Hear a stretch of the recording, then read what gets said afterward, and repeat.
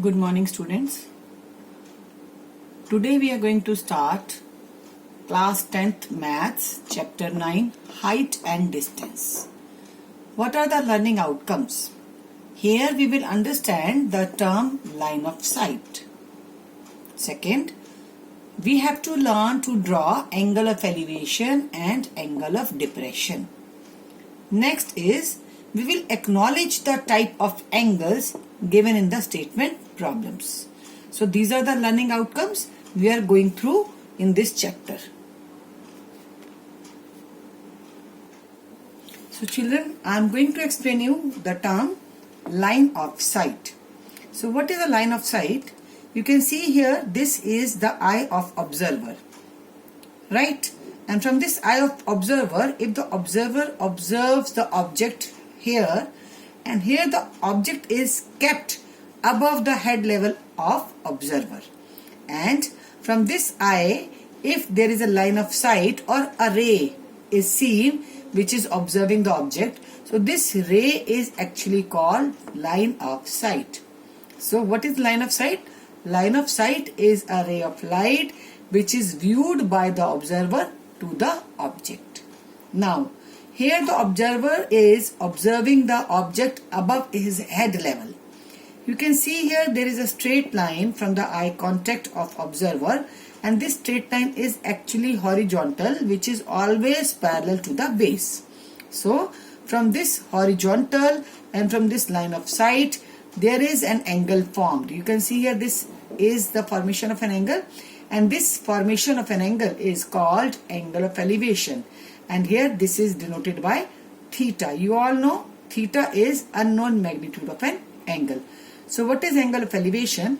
Angle of elevation is the angle made with horizontal and line of sight when it is above the horizontal level is called angle of elevation.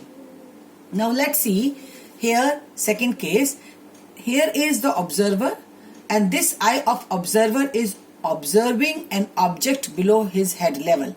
Look at here, the object is below his head level, and here from this eye contact there will be a line or a ray of sight. So this is called line of sight, and from this eye there is a straight line, and this straight line is actually called horizontal, which is always parallel to the base.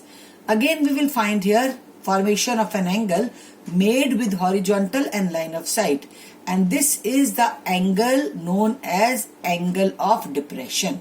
So what is angle of depression?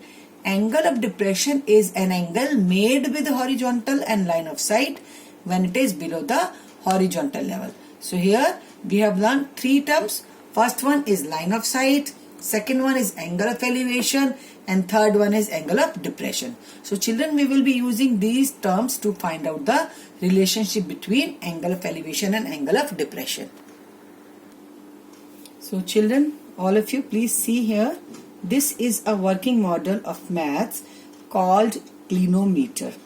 It is actually a device which is used to measure the angles, angle of elevation and angle of depression of very far off objects.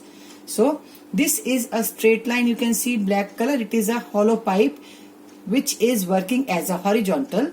Now I will teach you how to use this working model to measure the angles. Suppose here is the object and I have to measure the angle of this object, right? So we have to place this rod like this, so that from this hollow end the observer can view the object which is far off from his eye contact. So from this hollow pipe, if you observe or find the angle through this pipe, here it is showing 20 degrees. So angle of elevation from this eye contact to the object is found 20 degrees. So angle of elevation is of 20 degree. So very simply we have understood how to measure the angle of elevation. Similarly, suppose if the object is kept here at this point and this object is below the horizontal level, so you have to simply place this straw or a pipe like this, and from this hollow end you have to observe the object, and while observing the object you find here this line is making an angle here at of 40 degree. So this angle of depression from this eye contact to the object is found 40 degrees. So angle of depression is of 40 degree. So students, it is very simple to measure the angle of elevation and angle of depression with this clinometer.